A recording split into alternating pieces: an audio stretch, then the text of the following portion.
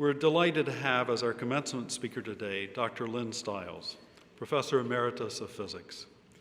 Dr. Stiles joined the Stockton faculty in 1973. He served as Dean of the Division of Natural Sciences and Mathematics for 4 years and as Coordinator of Energy Studies for over 25 years. He was a major player in many of Stockton's energy projects, including the geothermal heat pump system, fuel cell, energy efficiency systems, and most recently, the aquifer thermal energy storage system, which is the first commercially viable system in the United States. Dr. Stiles is author of numerous articles on energy conservation and alternative energy use in buildings. It is my delight to present Dr. Lynn Stiles.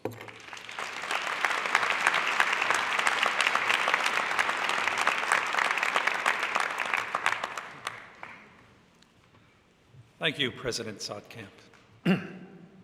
Graduates, family and friends, members of the Platform Committee, and faculty colleagues. Congratulations, graduates. It is indeed a pleasure and an honor to be speaking to you today. As you have heard, I am also graduating after over 38 years at Stockton, so I'm with you. Hopefully none of you were here 38 years. I don't think so. Okay. You may have heard stories about Stockton during the early years, and I would like to set the record straight. Those stories are probably all true. But I'm not going to reveal anything new today. Rather, I'd like to share with you my observations of what factors lead to success, and the role of risk and uncertainty is fundamental to success. First, some background. Stockton offered a clean slate for those of us coming in the early years. There weren't any old professors with old ideas with which to contend. It enabled us a time to experiment with new ideas. It was a dynamic institution, and it remains so even today after 40 years, even with us old professors still around. Faculty and staff who came then were taking a risk with their careers, as is typical in engaging in a new endeavor. Some left tenured positions and secure jobs to come to Stockton with the expectation and excitement of starting a new college. The original faculty came to Stockton with a vision. To realize a vision, it is necessary to act. We were creating the future as we saw it. It was interesting to note that it wasn't a uniform vision. This led to vital, albeit contentious discussions which continue today. Out of these have come programs that have been emulated elsewhere. An example is the work of the faculty, most notably Professor William Daly, on the development of basic skills and courses to help students be better prepared for college work. The basic skills test became a model for statewide tests. Another is an early adoption of quantitative reasoning and writing across the curriculum. Also, Stockton's curriculum remains flexible and adaptive, resulting in some genuinely different opportunities for students, such as found in environmental studies, and more recently, the computational science and sustainability programs. But closest to my heart, and most importantly, the general studies program remains somewhat unusual, if not unique. I would like to share an anecdote.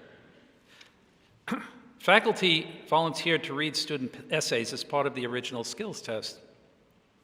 One student wrote an essay advocating that anyone over the age of 40 should be euthanized to leave room for new ideas and get out of the way of progress. Somehow that must hit a note there. I'm doing my part, okay? But I'm just going away, okay? It apparently did not occur to him that his essay would be read by those near 40. I don't really know what happened to him, but okay. In spite of his thesis, vitality and new ideas do not only come from youth. Teamwork that utilizes talent, regardless of age, ethnicity, gender, or credentials, is critical to our society and to the viability and vitality of all institutions. I continue to hope that Stockton will remain this type of vital institution and that you will bring these values and lessons with you throughout your lives. Today, you are embarking on a professional journey. It will take unimaginable twists and turns. As Voltaire commented, "I don't know where I'm going, but I'm on my way." You will, as we all do, reflect back on your decisions. Do this in a constructive manner to learn and move forward. Bill Cosby is quoted as saying, "In order to succeed, your desire for success should be greater than your fear of failure." Using failure as a tool is common to very successful people, including leaders in business, politics, and professions. Embrace uncertainty. Or you can relax. I'm not going to launch a lecture on the laws of the universe here. It's the uncertainty in life I suggest you embrace. That you are told that you're entering a professional world in an uncertain time, but all times are uncertain. Rather than perceive this as a problem, I suggest that it's a time of opportunity. Without uncertainty, it would be a dull and drab life. Can you imagine if you knew precisely what would happen in detail for the foreseeable future? Uncertainty is what makes our interest in novels, movies, and other human activities, and in our general pursuit of knowledge. The underlying questions are, how do you define success? Who do you wish to act as your role model? Often we fall into defining success or a successful person as one who has accumulated wealth. The acquisition of things is to be emulated. If only we had more money, we would be happy. My role models did not include those who had acquired extreme wealth. I looked toward those engaged and vital, who were successful in living both a meaningful life and career. Their life and career often intermingled. After receiving the PhD, my first position was as a research physicist at DuPont. At that time, the job market was even worse than today, if you can believe it. And I was somewhat taken by my high starting salary. In a training seminar at DuPont, the speaker laid out the different factors leading to happiness and for those of unhappiness. I found it striking that were not related. Money, or rather the lack thereof, is an unhappiness factor. But having money is not a happiness factor. When my colleagues received an increase in salary, they would be happy for a time, but it was transitory. For me and others, DuPont was not an environment leading to happiness. One of the biggest factors missing was a feeling of contribution to society and a genuine feeling of accomplishment. This is what led me to Stockton and a very engaging professional life. Risk is an essential ingredient to success. When I left DuPont to come to Stockton, then on a totally unknown college, the director of the lab gave me an exit interview, during which he asked me what my professional plans were. I said I expected to be at Stockton for a few years and move on, but more importantly, I wanted to be engaged as a way of life. Later, I heard from my supervisor that the director said I was really in trouble. I didn't know where I was going in life. My colleagues were also aghast that I would leave a secure position at such a prestigious lab to come to a totally new and unknown college. Ironically, most of them were laid off in their 50s as the new reality of lifetime employment went by the wayside. The future is indeed unpredictable and uncertain.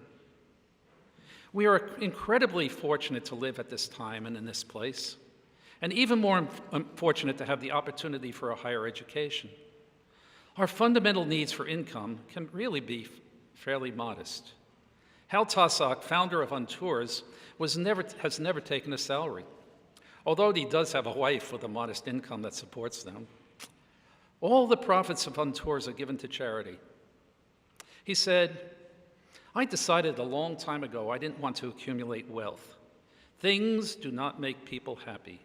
Living simply is how I get joy out of life. I live a very rich life on very little money. Just a little bit more is how John D. Rockefeller famously answered the question, how much money is enough?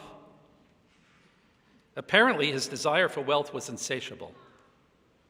Who of these two is to be admired? When I look around at role models for success, it isn't related to how much money a person has acquired, but rather how engaged they are and how much they have contributed to the common good. My role models are those that follow their heart. I have found them as librarians, academicians, among others. You can see many of them sitting in front of you today. Around 1990, Dr. Charles Tantillo assumed the position of Vice President of Administration and Finance at Stockton. As is true now, then there was a concern about decreasing support for Stockton from the state. He challenged his staff to come up with ideas to benefit the bottom line. I had been working with Marv Whitmer, the Director of Facilities Planning, for a few years on energy projects on the campus and had become aware of geothermal as a potential for reducing energy costs. At this time, it also was apparent that the original heating and cooling system for the academic buildings needed replacement. On the surface, this appeared to be a risky decision. No one had ever built such a large-scale system before, anywhere in the world. Instead of focusing on the risk, Dr. Tantillo saw it as an opportunity. With the help of his staff, he was able to obtain funding for the entire project from the Department of Higher Education, the New Jersey Department of Environmental Protection and Energy, and Atlantic Electric. It would have cost Stockton over $4 million to replace the existing system with a similar traditional system.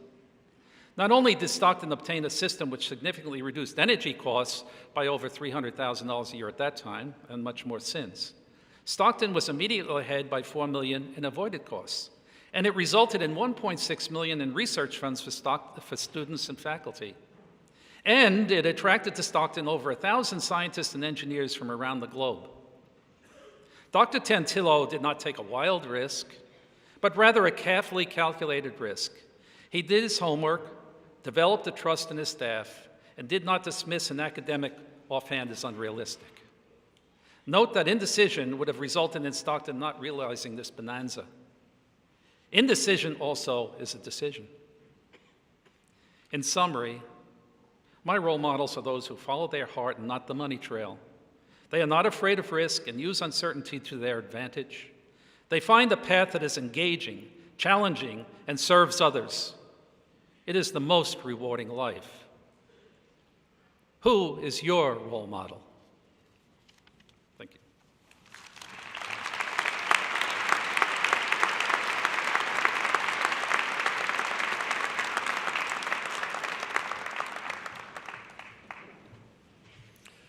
Lynn, thank you very much. We're delighted that it took you 38 years to graduate, and we have benefited and continue to benefit when you're in our buildings.